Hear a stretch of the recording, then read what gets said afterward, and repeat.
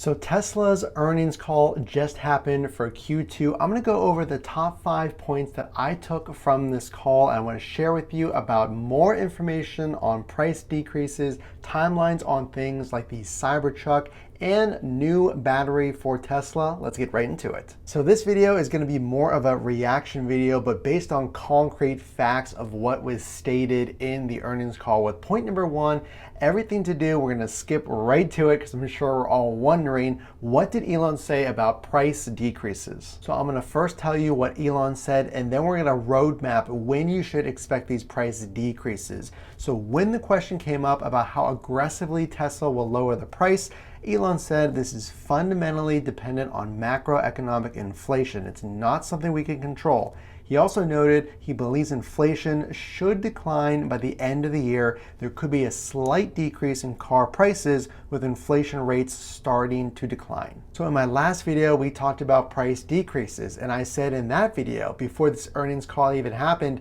I would think that prices would fall at the end of this year going into next year, so Q1 of next year, 2023. And I was basing that off of Elon's hopes that inflation would calm or subside. And here we go, he's saying that based on what he is seeing, a decline in prices could happen by the end of the year. And the only reason I said that was because inflation takes time to calm and change, and it is typically gradual. So here we go, Elon is saying by the end of the year, we could see a slight decrease. So I would not expect, here's what you want to know, by the end of the year, 6 months to 8 months is when you want to order your Tesla. We're going to be talking about price decreases from now until January, February time of next year. So if you want all those updates, I would definitely subscribe. What you want to do is you want to wait until then. So I'm seeing right here, the writing on the wall, that prices are very likely to decrease. I would say by probably $2,000 to maybe $3,500 for some of the more mid-range models. The Model Y,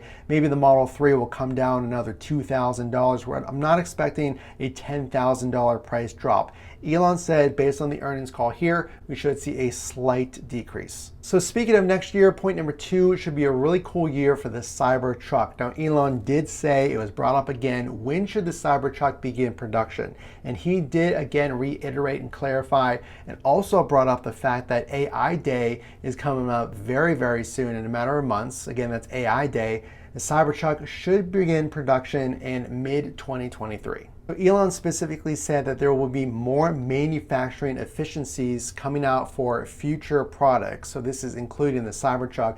Now I'm particularly interested in this one because just days ago I said, hey, what the heck? I'm gonna order a Cybertruck. So I actually put down my $100 and I have a Cybertruck on order. So if you're looking at price decreases, if you want updates on the future products for Tesla, definitely subscribe. So just to clarify, Elon said production and actually will happen in mid-2023. Now we've heard timelines before, so I'm really excited to see if this is the case. I am aware that Cybertrucks, I think last time Elon mentioned it, have a 3-year wait. So I don't expect to get it anytime soon, but like I said, I definitely wanted to get in line. So point number 3 has to do with the 4680 battery. So why is this important? Well, currently all Teslas are using the 2170 battery cell technology. Again, this is a battery cell technology. So the 4680s, Elon said that this will be important not this year, but in 2023. He noted that Tesla has enough 2170 cells to satisfy all vehicle production for the remainder of the year.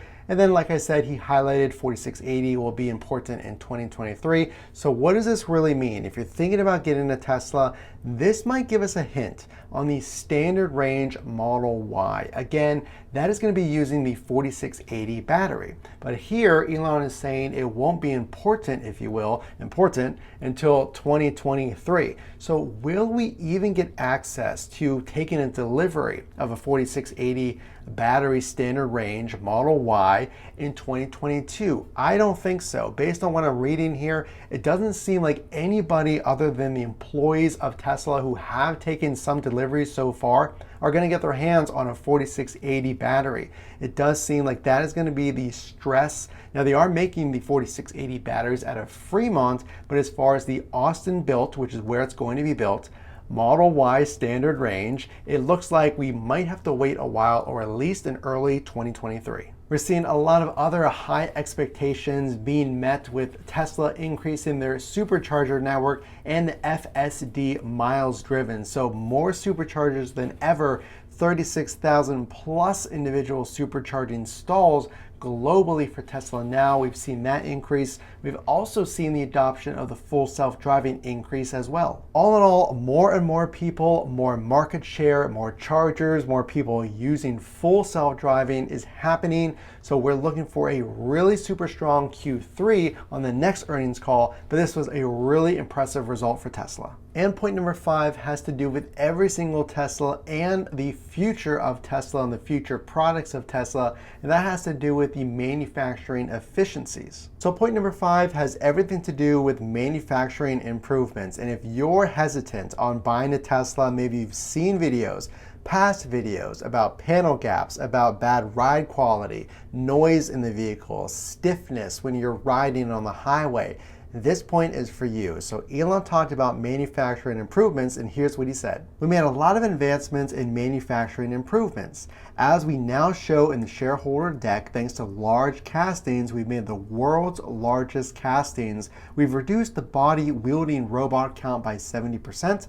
By unit capacity in Austin and Berlin, and don't worry, I'm going to tell you exactly what that means. So these processes have resulted in lighter, less expensive automotive bodies that have reduced road noise, harshness, and vibration. It's good on every level. So long story short, these improvements will allow you to have an even more comfortable ride, less stiffness, less road noise, more quality as you take delivery. So you know how initially we tell you to look for panel gaps, listen for road noise. Well, all of these are going to be fixed with this efficiency process. So no more are you going to have to get out the measuring tape and decide if one side is more uneven than the other when you're looking at panel gaps. Something I know we do from time to time, but this is really huge because now you have to consider, well, based on what the price is, if it does decrease, is it worth it now, knowing there's going to be some fixes that have happened. So let me know what you think about this content. Again, if you want to look for price decreases and stay in touch with those, consider subscribing.